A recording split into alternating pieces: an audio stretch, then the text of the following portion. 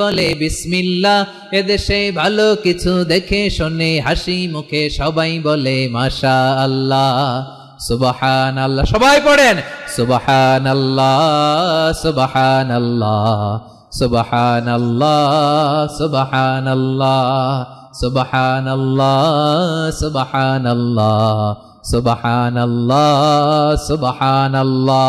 এদেশের আসল পরিচয় ইসলাম। চিৎকার করে বলতে হবে, এদেশের আসল পরিচয় কি? এজন্য রব্বুল আলামিন বলেন, ওয়াসবির আলা মা ইয়াকুলুনা ওয়াহজুরহুম হাজরান জামিলা।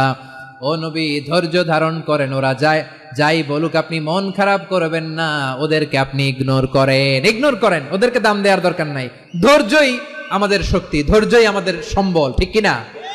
আমার প্রিয় ময়মনসিংহবাসী, ধৈর্য এমন একটা গাছ। আমার দিকে তাকান, খেয়াল করে শুনেন, জরুরি কথা। ধৈর্য এটা এমন একটা গাছ যেই গাছের চারিদিকে কাটা, কিন্তু এই গাছের ফলটা বড় মিষ্টি।